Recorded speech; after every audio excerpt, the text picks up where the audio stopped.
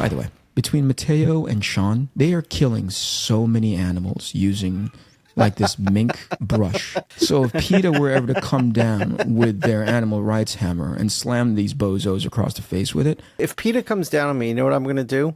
What is it? I'm going to start a Twitter movement. PETA broke me. PETA broke me. Yeah.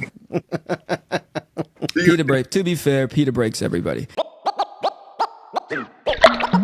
This is the INKPULP podcast. Hey. Look at that. You know what's amazing? Last week when it was just the three of us, by the way, this is like Go USA the entire time, okay? The last week that we were recording, Mateo was at the other end, and he looked like, and you don't talk about the 90s, he looked like an awful, like pornographic JPEG that you're trying to download from the 90s. He was just so pixelated and was just like slowly moving. And yet here we are. You're on I suspect that you're on a Wi-Fi connection, Jason. I am. Everybody's fine though, but Shawn looks like the porn thing you were just talking about. That's okay. Really? That's all right. Shawn really, like, again, at the end of the day, it doesn't really matter because once it gets uploaded, everything will be high definition. And by the way, the guy that just, before I just hit the live button, he was asking, oh, can we go 1080 or high definition on this? I'm like, calm down, Shawn. Like, what is it really that you wanted people to see? All right. Okay. So we're going to do the whole beginning part. Ladies and gentlemen, thank you for joining us once again. This is the INKPULP podcast. I am your humble and hypercarry co-host, Eric Canetti. You don't see Matteo Scalera here because he's a bum and his internet connection in Italy sucks. We just got through talking about it. And joining us here is our amazing host, the creator and brain of this whole thing, Shawn Crystal. Hello, how are you, man? I'm all right, doing enough well. of you. Really the important guy in the show. We've been trying to tag this guy like a frickin' like a wild dolphin out in the middle of the Atlantic Ocean. We've been trying to find this man for about 3 or 4 weeks now. His schedule is very unaccommodating, depending on how you look at it. Ladies and gentlemen, Jason Shawn Alexander, how are you, friend? I'm good. Good morning. Thanks for having me, guys. Yeah, Thanks for coming look on, how Jay. serious your setup is in the background. There's a couch. There's one of your amazing paintings. By the way, that's an original, right? Yeah. Okay, so that's how I judge. That's how I judge people whenever they come on the show. Like their setup, right? There's a couple of times Wes Craig had an awesome sort of situation when we were interviewing him it was his bedroom and it looked like a studio. Yours is a studio and it looks like 3x, 4x a studio. Shawn's looked like that's a backdrop that looks fake. That's definitely not a real space. Mine too. I'm using Google my Blur. virtual studio. No, I'm using Google Blur. This is the what is this? The 153rd episode.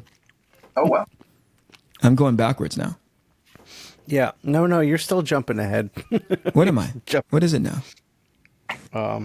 It's got to be 147, 148. It doesn't really matter. We'll figure it out later. Jason, Yeah, how I are have you, it dude? written down. It's been 3 years since we've seen each other. Holy shit. I think, right? Because Yeah. of the No, because the world Rose shut City. down. Rose City. Jason was at Rose City last year. No. I think I saw Eric. Yeah. All right, listen, it feels like my brain says it's 3 years. I was about to comment on the fact, like, look at, so we're cropped in a way, and the only reason our shoulders are even meeting, at least on my monitor, the reason our shoulders are meeting the edges of the screen is because just the nature of the crop. You don't have that sort of like limitation, and yet your shoulders are so wide. And I saw weights in the background, friend, and it's probably because you're just pushing iron, dude. You are just pushing weight, as much weight off, pulling weight off, as much weight off the ground as possible. You are the pinnacle of health from my perspective. Stands like Shawn over there. Holy cow! What have you been up to? What's been going on with you, Mateo? Again, just offline before we started, Mateo goes, guys, can we do this thing where we ask our guests and give our audience a little bit more lead in, understanding who they are, the stuff that they worked on in the past.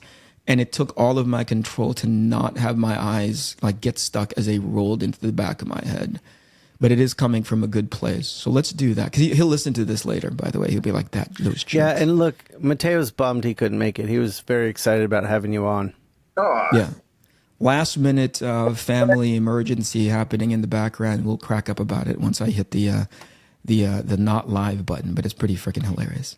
He's got a baby. What have you been so up you to, can probably man? guess. How's the workload? How's your schedule treating you? Just work and dad. That's pretty Yeah. much, and this year, especially leading up to, I have a lot of projects that I'm doing this year that are being set up for next year to really come Yeah. out, a lot of my own stuff. So this year is a lot of grind. And both my kids are older and they need more attention. And so it's a lot of my day now is trying to find some kind of balance to not just walk out into the ocean. Oh, sure. Yeah. Dude, we I all have have that spent this moment in- of ocean walk. Me, it's heavy traffic, An issue of a thing that I'm doing, and literally this last page took all day because it was having to work from home. And like I'm doing this Detective Comics run, and so I'm finishing this last thing on Poison Ivy or something. The whole time my 3-year-old is jumping on my thigh, and my 9-year-old is smacking me in the back of the head. For sure. One of the curses of having a home studio, man, right? Hey, Yeah. I didn't know that you were in a Batman run. Congratulations. Yeah, That's congrats. really freaking awesome. I didn't know you were doing that either. Well, Congrats. yeah, thank you. It's just I don't know if they've announced it. Like, Okay, so this is us announcing it. We could bleep it out so people don't freaking freak out. But Well, this congratulations, won't come out for bro. like a month, so as long as they announce it before that. I If think we're Shawn good. remembers, like if he presses the edit button or whatever buttons that he presses in the background. Okay, so can we talk about that very briefly? As far as the trajectory of your career, it is Yeah, one of the this is key what I things wanna I get into. remember when I first was exposed to your work. It sounds so awful. Like there's a That was so you clinical. should be on a watch list. I was exposed to your work. When I first saw your work, right, it had come off with a background in traditional painting, because that's the space that you were in for a while, and then you decided to slum it with comics. Can you talk about that for a little bit? What led you into from traditional painting? There's a huge canvas behind you. I've seen some of your paintings. Like the last thing I remember where I go like, this guy, we shouldn't be hanging out with this guy. He should be someplace else. You had done Yeah. what felt like a closet door size painting of Yeah. Spawn, I think, from like way back in the day. it's in the office. It's in the Yeah, other. and I was like, geez, Louis. We'll get back to that. You just said the other office, and that makes me laugh. You have 2 offices, but let's talk about that really quick. As far as hey, you were doing more traditional, I would guess like more gallery stuff, time work, and then you said, hey, let me try my hand at comics. It was the opposite. Comics. When I was a teenager, actually, and through high school and junior high, all I wanted to do was be Tom Savini. I just wanted to do Sure, effects and makeup and gore and horror. sure. And then it might have actually been McFarlane's Spider-Man that just, because I loved drawing, and it just kicked me in the ass. And then I got into the serious stuff like The Crow and then real mature stuff. So right out of high school, I was like, holy shit, comics, I can actually do my own horror stuff and tell my own stories and tell my own things and draw my ass off. And I just fell in love with it. I fell in love with not the splash page element of it. I genuinely fell in love with the pacing, the panels, and the storytelling. And there's always a storyteller inside of me, and I guess the art is the thing that brought it out. And even in my fine artwork, there's a narrative quality to a lot of the paintings. I got stuck creatively. I was self-taught, and I got stuck in Tennessee, where I couldn't get any better on the work I was doing. And then I befriended and started talking to George Pratt, a really phenomenal artist and illustrator who lived in North Carolina, online. And he's like, "Oh shit, you should just come out here." He's like a natural teacher. He was just like, "We're all out here. It's me and Kent Williams and Scott Hampton and Tommy Lee Edwards." And I'm like, I'm going to go to North Carolina. These guys, I'd never moved at that point out of state, let alone just to be around other people. Yeah.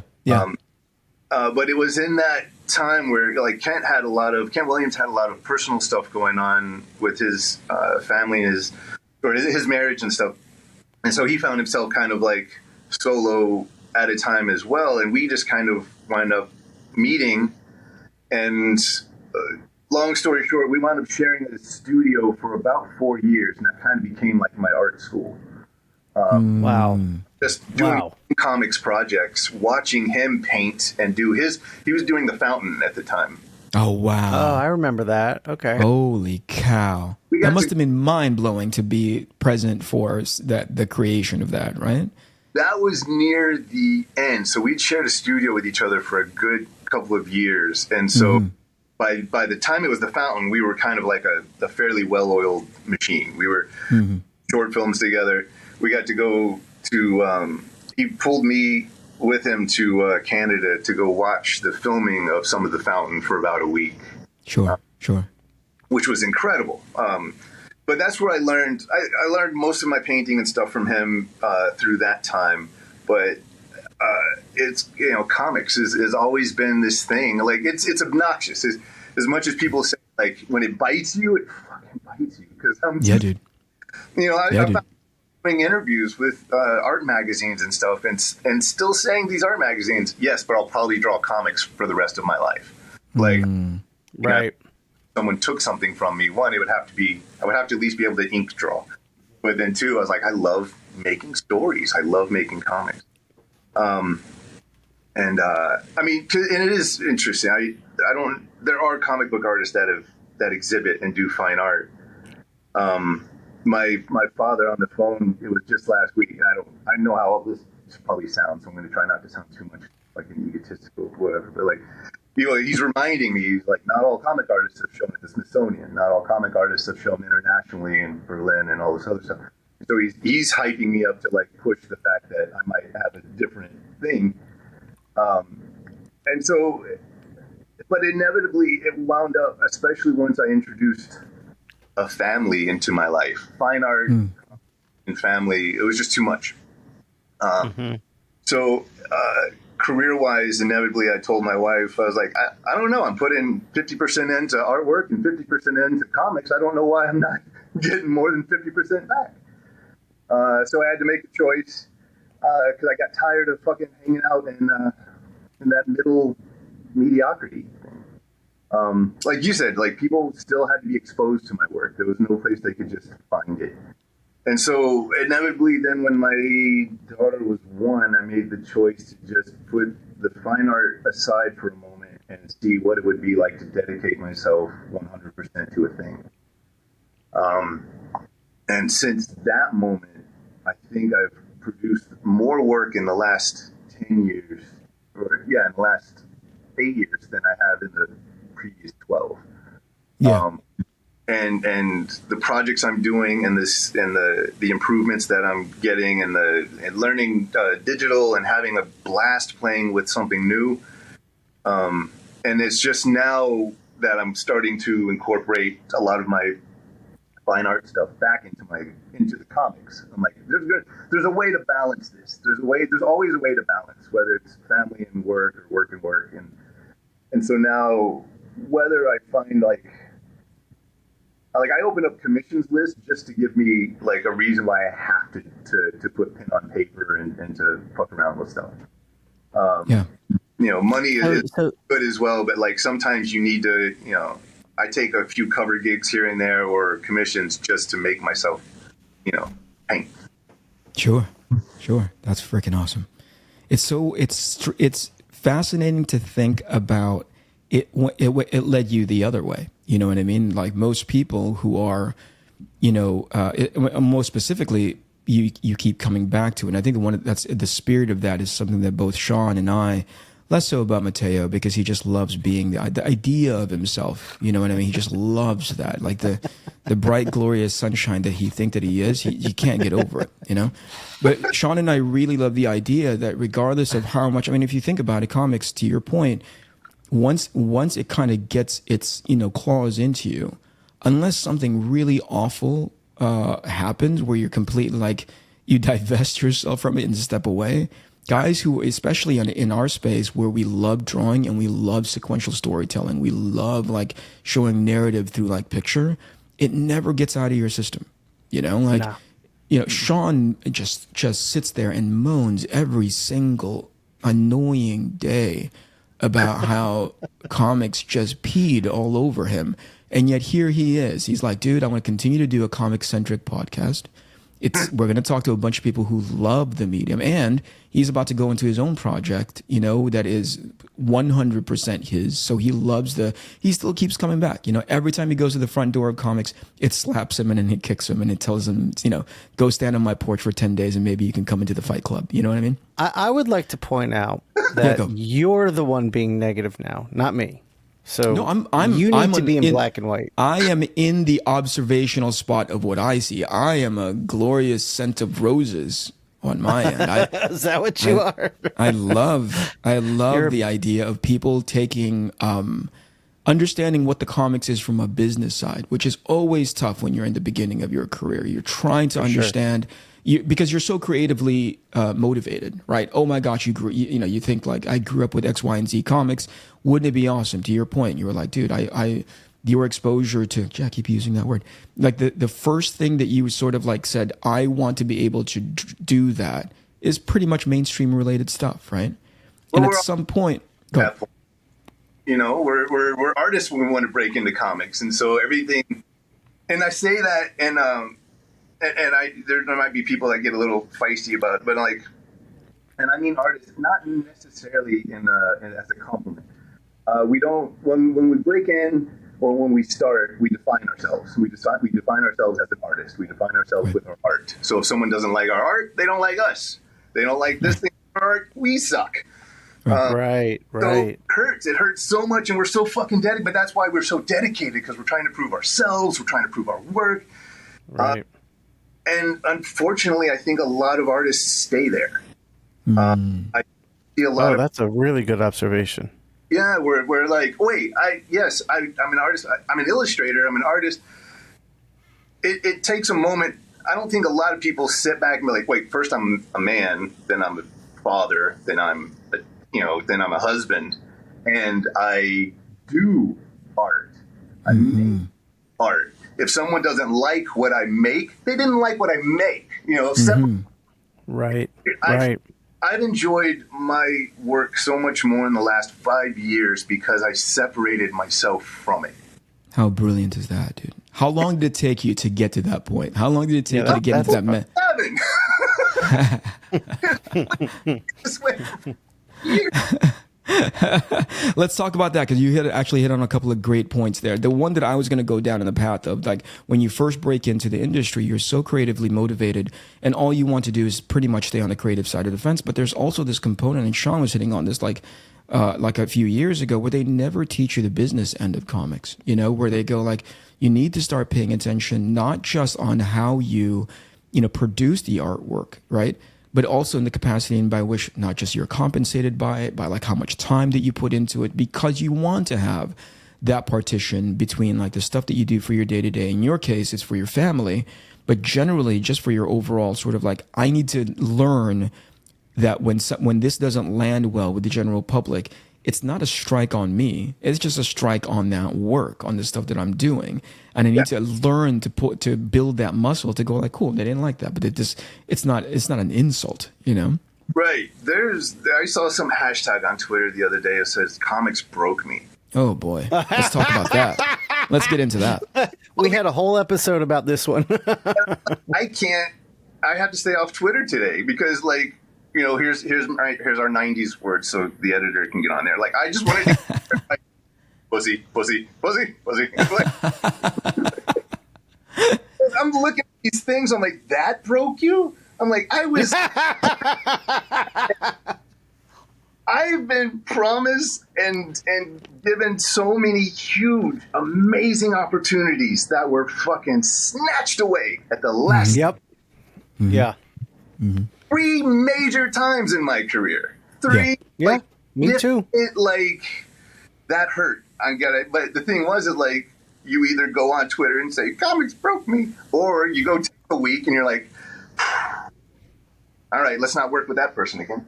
Yeah. Right. Yeah. And it also makes you stronger. It teaches you a few important lessons. I mean, I agree with you totally. Like, okay, this isn't happening now. Well, how do I adjust? How do I pivot? Right. Exactly. A lot of people just cry, but but you don't. at some point, like I'm not going to give up on comics because somebody pulled a story from me. I'm going to do one. It just makes you what they should understand when things go rough and if things get too shitty, you can do your own. Yeah. That's absolutely how right. Freaking amazing is that statement right there, which is like absolutely in right. This day and age, right? This day and age, and out, especially in this like, sort of like landscape, compared to what? Again, we're gonna go back to like back in our day, like it was so much harder to say a statement like "Go ahead and make your own" and actually try it and actually be competitive. But in this day and age. Yeah, dude, in this day and age, it's so much easier. There's different challenges, obviously, but it's so much easier just to make the thing. The thing to make, there is no barrier to entry. You can make it in whatever capacity it's available to you. Let me go back to what you were saying, because Shawn loves that comics broke me hashtag. I almost think that he came up with it. So I think there's a part of that when you said, oh my gosh, 3 great opportunities got snatched away from me, it was heartbreaking and blah blah blah. I empathize, right? Everybody in this room can empathize and be like, oh, that's really freaking sucks. And I think part of the current geography, like with a tool like Twitter, allows shit like that to happen, which is everybody just now there is an avenue for people to get that immediate hit of I am relevant because this bad thing happened to me. And I think that's the guiding principle. That is the true north of hashtags like that, which is show how relevant you are through this level of empathy and sympathy that you're trying to get from people. And that to me, like sometimes it can read like these people are like incredibly soft, blah, blah, blah. But it's like they're given this tool, right?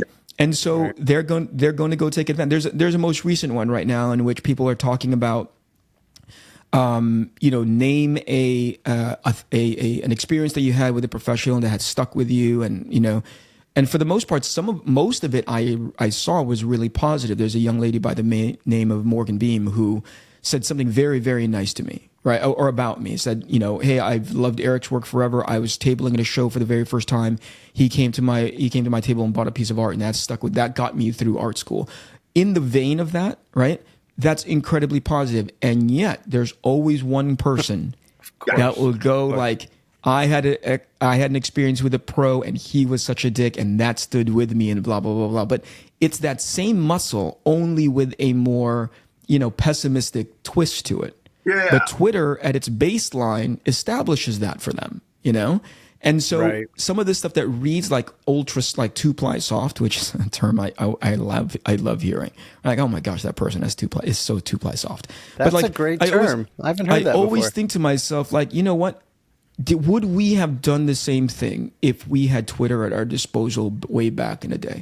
If we had access to hashtags, Like, there's plenty of people. Oh no! But here's the thing. I think we did it. We just did it to a much smaller audience of our peers. Like it's similar to this room right now. You'd give me a call and be like, "Fucking Eric, Project X just fell through. Damn it fucking hurts." And we'd spend 15 minutes consoling you, but like, "It's gonna be cool, man. You're gonna be able to do." Like we'd strategize around how to do. Right. And that's one thing that I don't hear, which is like people who moan and then go, "But I did better because I like to your point at the end of what you were saying is like, I got over it because I ended up and go and do this, right? People love staying, and this is not the right term, but people love staying in that victimhood space because it gets so it's the same psychological pop that they get when somebody celebrates them. It's like I'm relevant and people are paying attention to me. I'm getting a level of engagement that I would never get, So look at me, Yeah, Shawn, I kept interrupting you. The creator of Comics Broke Me hashtag wanted to say something, and what was it that you wanted to bring up, pal? Well, I wanted to say, and you're right. I mean, I think what you just did was contextualize it all. Because if Twitter was around when we were younger, we might have done some dumb shit. But that's what cons were for me at least, getting together with your friends and bitching and moaning about how bad shit is going. Sure. When I was trying to break in. But I was going to say that it seems to be there's this attitude. I mean, we decided to pursue a career in comics or pursue a career in art. This is like I want to live my dream. So few people go for it, and out of that, even less make it. It's like trying to be a musician, trying to be an actor. It's not going to be easy. So because you've chosen this more difficult path in life that will ultimately, I believe, be more personally rewarding, life is going to test you and make sure you earn it, and B, you're deserving of it. So you're going to be placed with challenges, and all those challenges are going to force you to change, adapt, and grow and learn so you can keep moving forward. So this attitude that, like, I was in for a year and people were not nice and things didn't go my way, and it's like, yeah, well, what did you expect? I think your expectations are way off. Yeah. Comics, like any other creative industry, I mean, you literally want your livelihood to be something you enjoy doing and that you would pretty much do for free. That's not right. A climb. Everybody wants to do that. So it's going to be fight. Right. And but I also saw in that hashtag a bunch of attitudes where it's like, I didn't get paid shit for this graphic novel I did. And they're mad at the publisher. It's like, well, okay, but you signed that contract, so you accepted it. And B, are they making much money on this at all? I mean, let's be real. Comics don't sell very well. If you're working for a small publisher and you're doing an entire graphic novel and you're like, I got paid $15 a page. Well, if you accepted that, well, then own it. But also, is the publisher making their money back on that? Right. Well, here's the thing. I work with a lot of young people, right? And so it's like there's the rhetoric and the language that we're using in here clearly are coming from a bunch of dads. You know what I mean? Like clearly coming from a specific era of guys who then are fathers now, and we talk very, like, everything that you guys are saying, whatever signal you're broadcasting, I'm picking up. But there are times when I'm taken out of the box that we're in, and I go like, oh, that does suck. So and then let me back up what Shawn is saying. I'm not saying what Shawn is saying is off. If you go in there, and they are quote unquote underpaying you. They didn't sneak that on you at the very last second. They didn't say suddenly like, hey, we're going to pay you $75 a page, which is like really, really low. And then you said like, okay, cool. And tomorrow they start paying you $50 a page. Right. You went in there, it goes back to like the business component of it, right? If you knew that is a bad deal, and you know for sure that the comic book industry is not going to pay you any higher than that because for whatever reason your skill cap is right at $75, you wish that you could make more. You wish that the comic book industry pays a little bit more. You wish that independent publishers paid a little bit more than mainstream publishers. Wish is not a strategy for your fucking finances. Knock it off. Don't do that, right? If you knew going in that you were going to get underpaid and you went for it anyway, shut the fuck up, right? That's on you. Right? If they did something wrong, like there's a couple of them that publishers did not pay them, dude, I would be through the roof. Yes. But I certainly, absolutely, unless I'm trying to do something with this sort of attention that hashtag is getting, I certainly wouldn't bring it to Twitter. My first phone call is that to the publisher and be like, hey, you did not pay me. My second phone call is to legal counsel to be like, these guys are not paying me.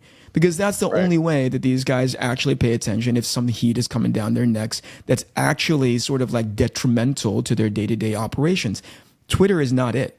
You know why? Because the first time that somebody did it and caused a quote-unquote movement, which I laugh at, I guffaw at the idea of a Twitter movement, but like especially in comics, but like the first time that somebody did it, awesome. The second and third time, less awesome. These days, it's so overused that like, what do you call it? Institutions just like shrug and be like, oh, right, this isn't as impactful as it once was.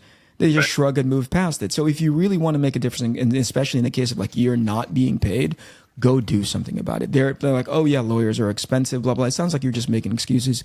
There are plenty of avenues for you by way of like legal avenues that are available to you. That's not going to cost you an arm and a leg. Go find them and go get your money. All the other ones, I'm just kind of like, you went in there with your eyes wide open. You could have been smarter. And if the understanding is, wait a second, that's really something cued you in that's underpaying you, you didn't have to do that. And if you believe that you can get more money for the work that you're doing elsewhere, why did you stay there? That doesn't make any sense. But again, that's dad talk, Go ahead, Jason. I mean, I went in, I signed every bad contract when I first started. And that's just happened. And again, like I'm fortunate that we didn't have Twitter because I definitely filled my friends' ears with all the complaints. But I mean, again, like but after like a few of them, then I'm like, I'm going to start reading these all the way. Yeah, for sure. For sure. Yeah. You know, No, like, it smartens you up business wise, right?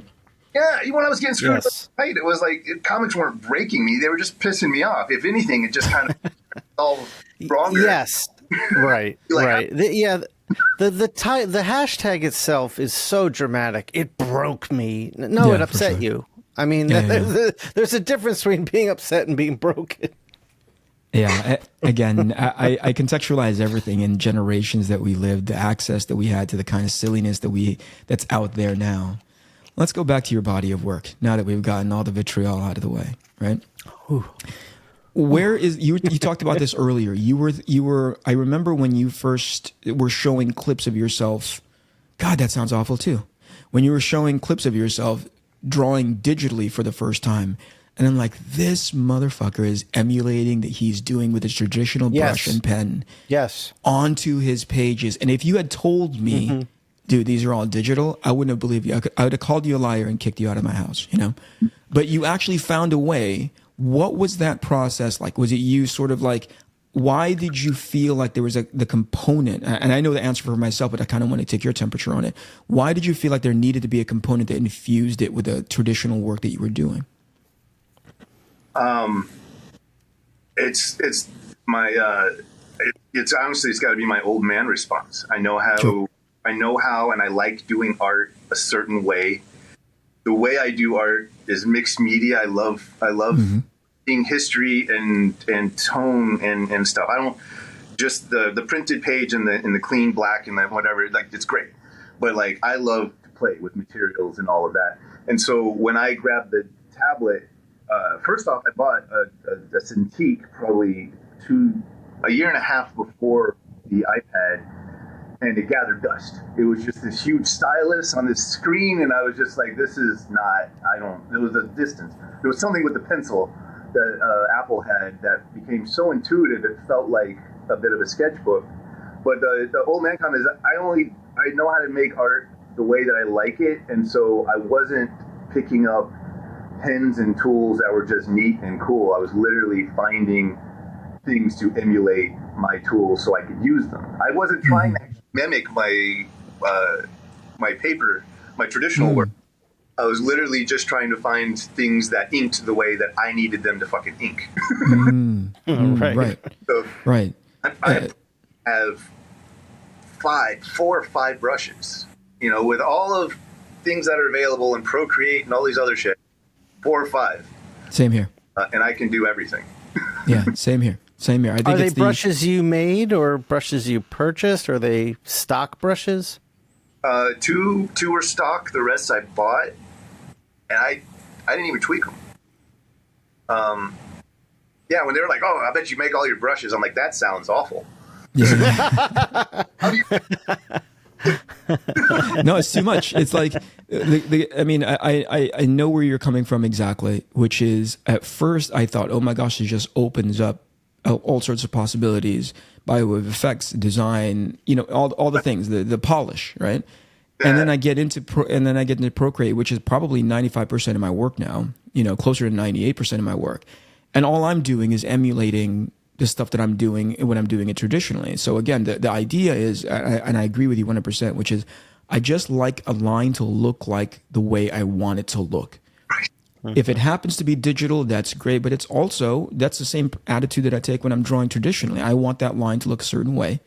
This tool allows me to accomplish that line, so I'm going to use this tool exclusively. Like Shawn, still uses traditional tools, right? And he has a picture in his head of what that line is supposed to do. But by the way, as an aside, between Mateo and Shawn, right, they are killing so many animals using like this mink brush.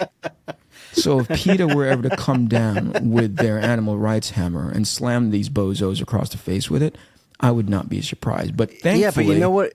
But you know what I'm go. going to do? If PETA comes down on me, you know what I'm going to do? What is it? I'm going to start a Twitter movement. PETA broke me. PETA broke? Yeah. PETA break. To be fair, PETA breaks everybody. The point is, like, Shawn and Mateo still work in traditional media, and the stuff that they can pull out from those brushes, the techniques that they're getting, is pretty dang interesting to me. because they have never been tempted. I don't think they've ever been tempted to go digital. Shawn, what do you? I did digital. I did a whole miniseries digitally just to do it, to learn it, to see what I liked about it. And after that, I slowly, traditional just crept back in. So I went from fully digital to I'm going to do thumbnails and pencils digitally, print out blue lines and ink it. Then that became, I'm going to thumbnail digitally and pencil and ink traditionally. Then I started doing my thumbnails traditionally again and just, I mean, I color digitally for some jobs now just because I think the editorial world has become so used to being like, oh, well, I'd rather that red be blue.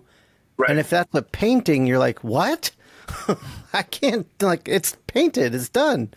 But in Photoshop, you can just grab it and adjust the hue saturation. What is that, Shawn? What was the siren song of traditional tools that brought you back away from away from digital? It's a few things. One, the computer allowed me too much editing abilities to the point where, you know me, and I'm very precision driven.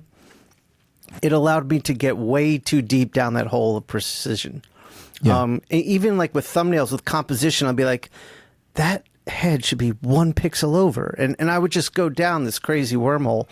But two, there was for me, there was a soulless quality to drawing on glass. Like you piece of stylus, the stylus isn't touching the drawing. It's touching a screen, which is then telling the software, this is the mark to make. So that for me, there was a disconnect there that I really didn't enjoy. I liked the feeling of a toothy paper with graphite and a dry brush, like those sensations I get. Like I can feel the texture of paper through my brush when I ink it, and I rely on that to tell me how to adjust my pressure.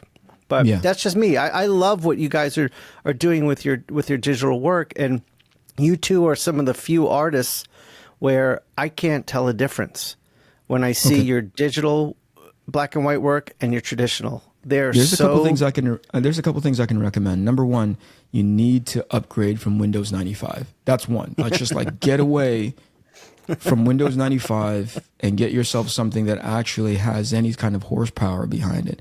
And number two, right? Like Paint Bucket is not the right graphics tool to use. You should not. You should get away from that because it takes a little bit out of the experience. You know. Jason, can I go back to something that you had said? You were talking about the tablet, right? Excuse me, you were talking about the Big Cintiq previous 2 years before the iPad came out, right? Was there an uptick in your attitude or just your overall perspective after the iPad came out, after the Apple Pencil became, that much more upgraded, whatever it is, and you said like, whoa, this is actually a viable tool for me now? Was it Procreate and all the fanciness that is like, Photoshop is a graphics program, but it's everything, right? Yeah. Procreate is made for drawing, you know? So did any of that impact your attitude? Yeah, I only got the Cintiq because Todd hit me up to draw Spawn. And so my thing when I asked him, I was like, that's great. Can I write it? And he's like, well, sure, you can write the first few issues. And I was like, cool, can I color it? And he's like, okay. And I got off the phone and I told my wife, I was like, I have to buy a Cintiq and learn how to color. Because I was like, I don't know how to color digitally. So I had to buy it. I colored the first couple of issues, and then it collected dust, and I got colorists for the rest of it.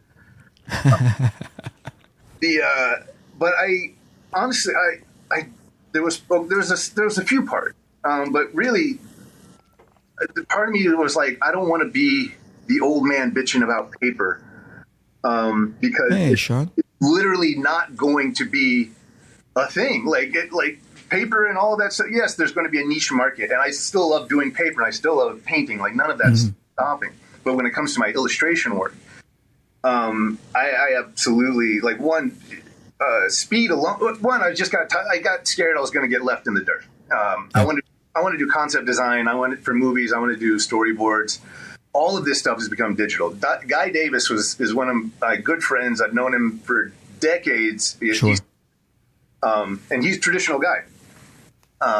And I bumped into him at Monster Palooza a couple of years ago, and he's been concept design for Guillermo del Toro for the last few years, and he's a full old guy, and same thing. It just looks like his drawings on the thing. And I'm like, okay, I can't get left in the dirt. I'm going to be this one guy still struggling over fucking whiteout and spatter. Yeah. And when I finally, and you're right, like, Clip Studio is fine. It's a good program. Photoshop is fine, but goddamn, when I found Procreate, it was this intuitive. I could just draw like, oh, here's my size and opacity, and I could just go back, and things were smoother. And so it changed my rules. Like, one, I love the speed because nothing pisses me off more than repenciling. Yep.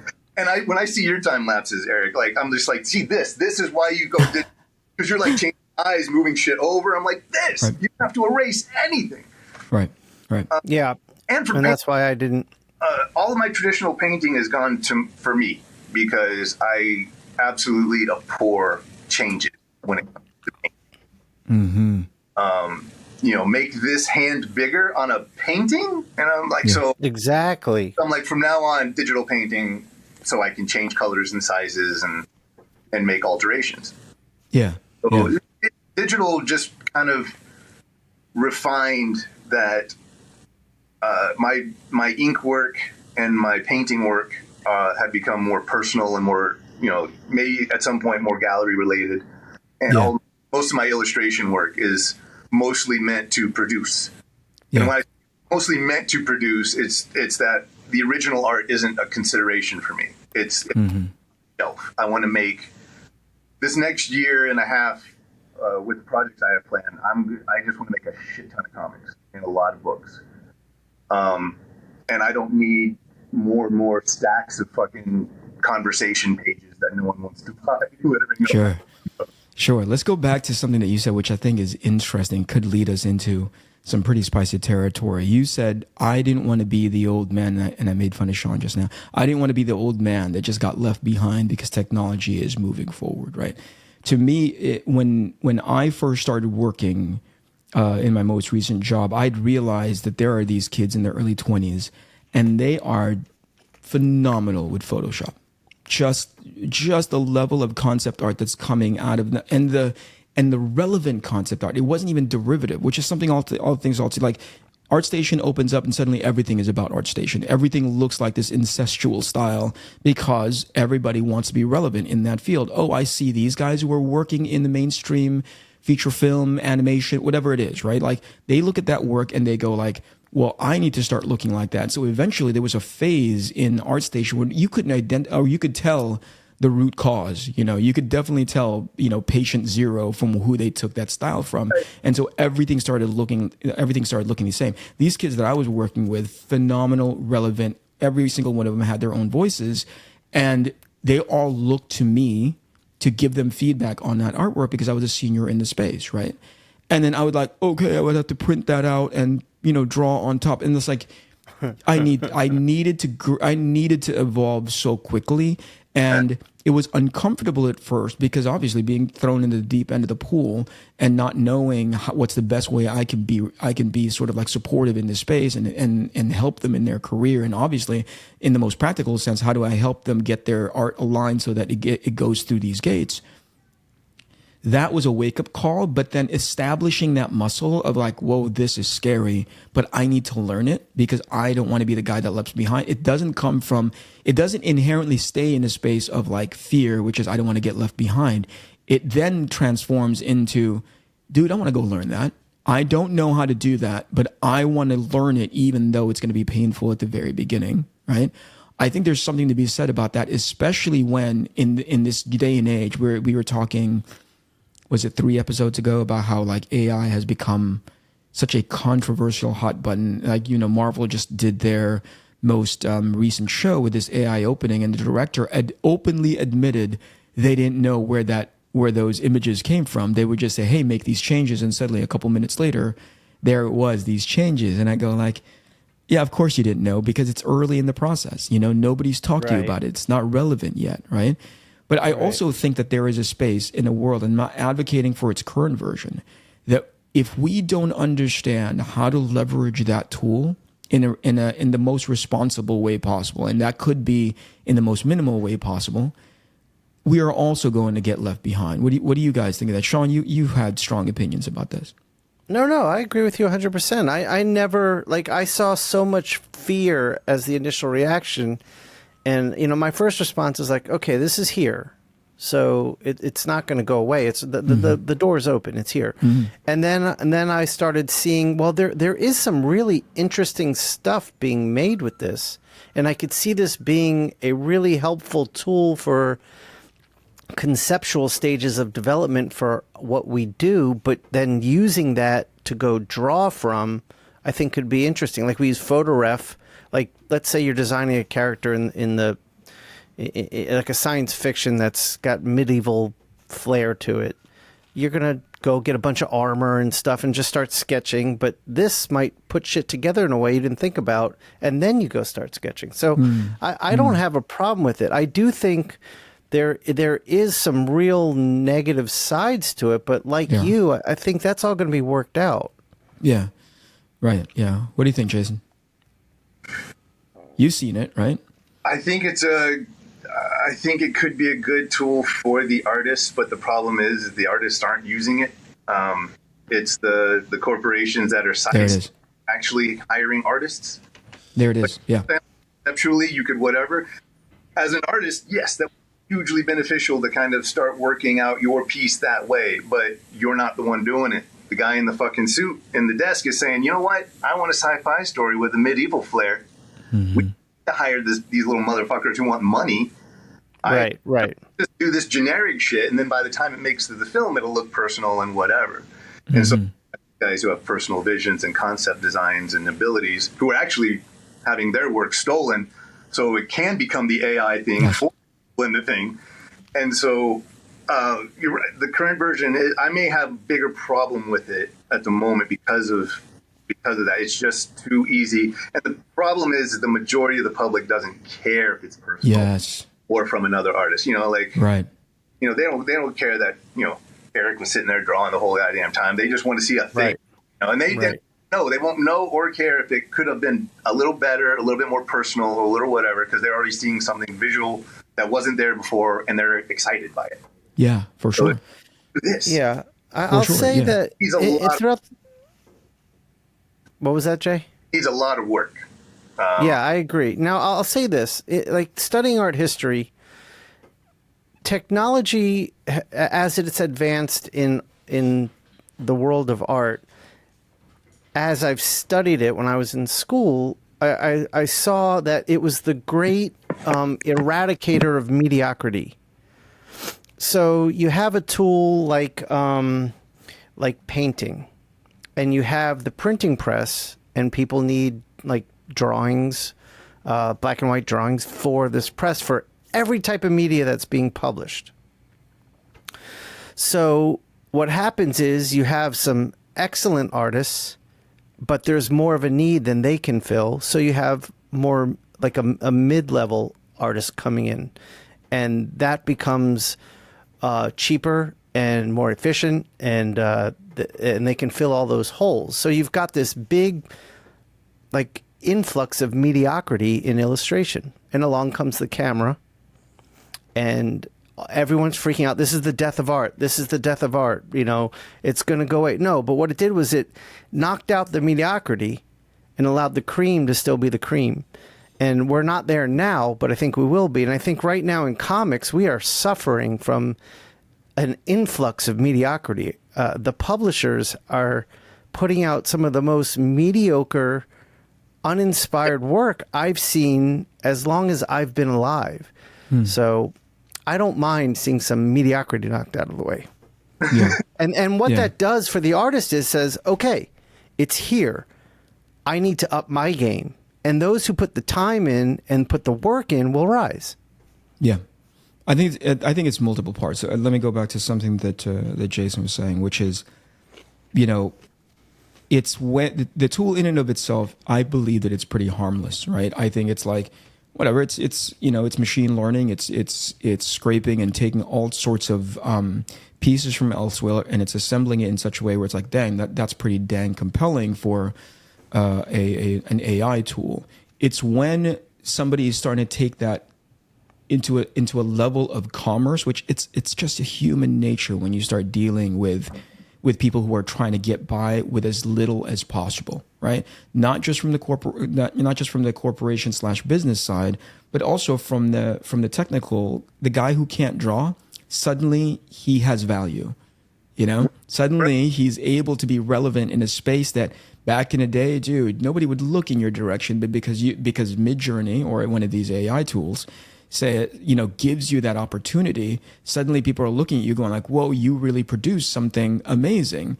And the buzz that you get from somebody telling you how awesome you are, because you somewhere deep inside of you, you have to know you're not that awesome at art. You're just really, really good at that tool. Oh, you know? yeah.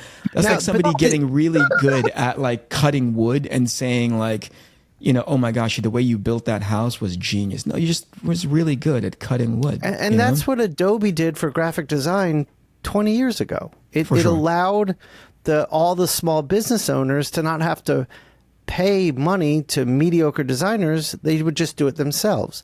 So it didn't filter out mediocrity. It just put forth, their version of mediocrity. No, but where I was going was, so I think what happened was the field of graphic design had to up their game, and I've seen some amazing, inspired graphic design work over the past decade. That's just incredible.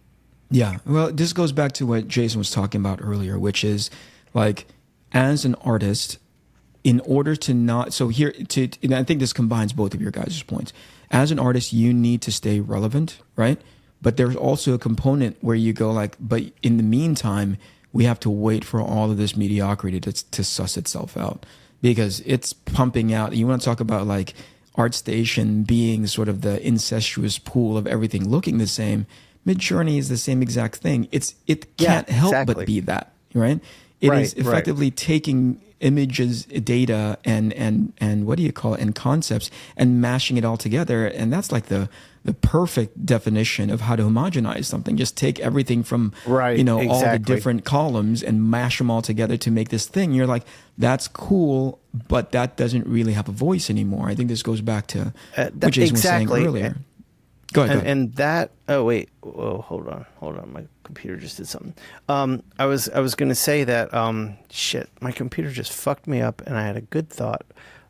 See how easily he's freaking distracted, dude. You are Jason is like this. I'm on hypersensitive mode because his points are so, what do you call it? He is like a locomotive barreling down from one coast to the next, right? You are one of those things from Blazing Saddles, where one guy stands at the other end and another guy stands at the other end, and they're pumping away. And if you don't let me go, I'm going to lose it again. All right, go ahead, go.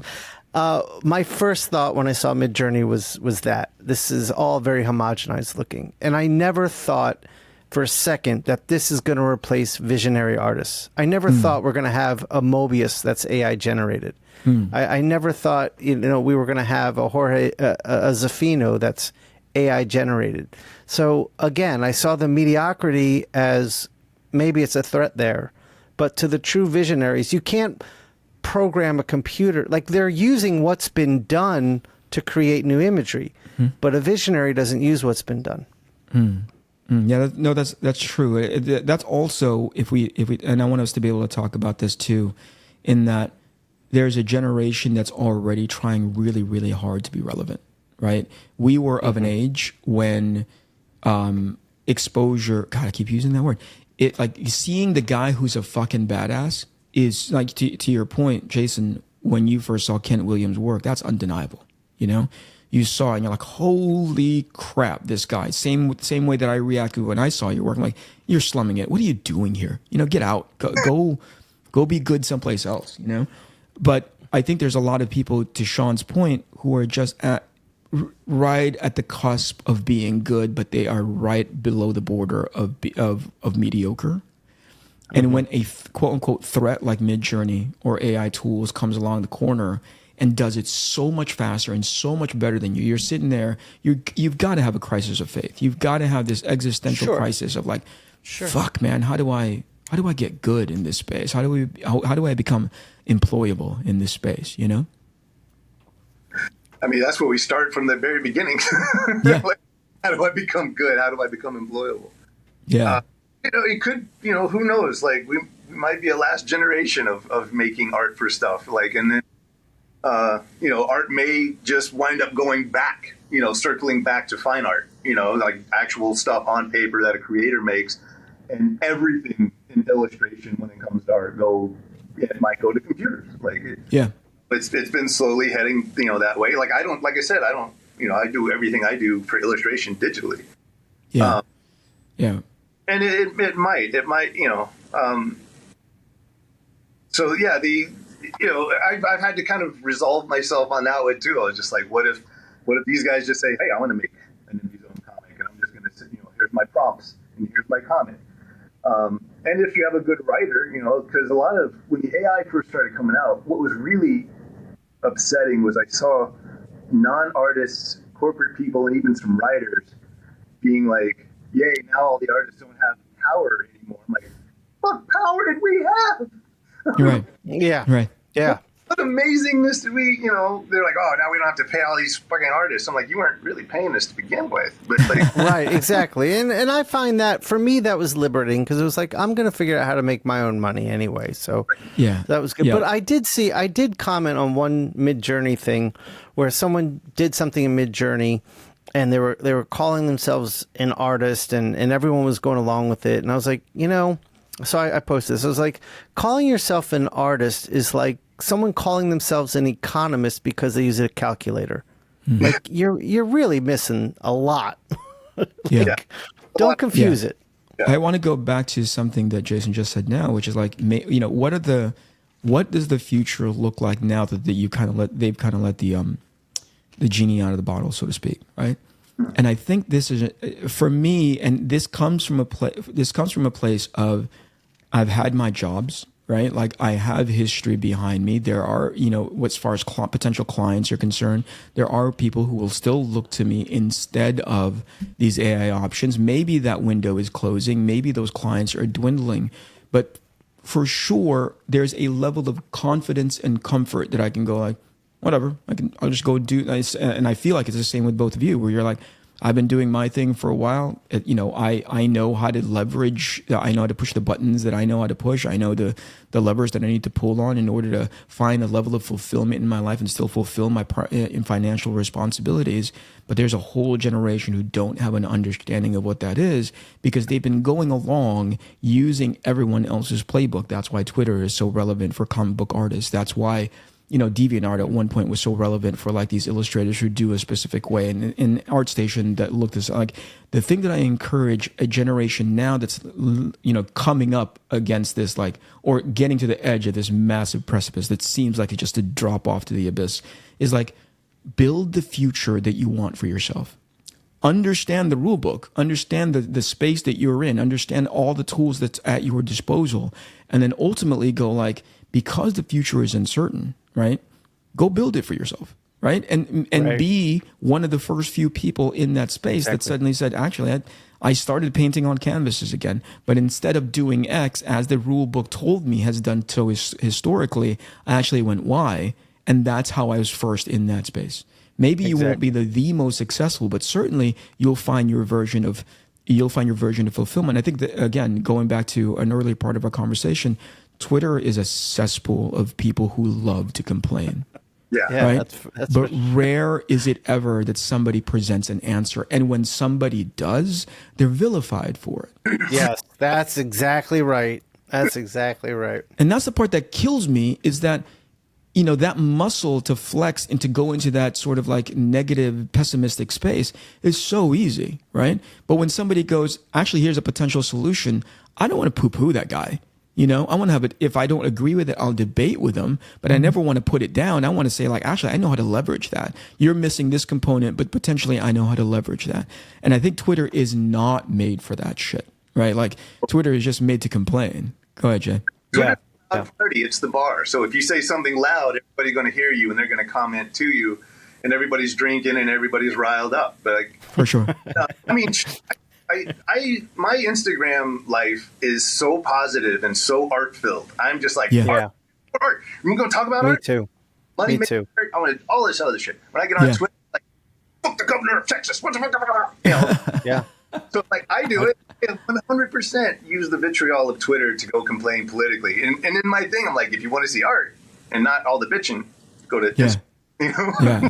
No, yeah, I think That's fair. you know, going one level above that is just like, if that's the thing that you want to see is art, there's also a way to curate any and all of it so that your experience can be as close to center as what you want. It's when, you know, it's when I see the action, like, you know, I'll use an example in as far as the creator owned space.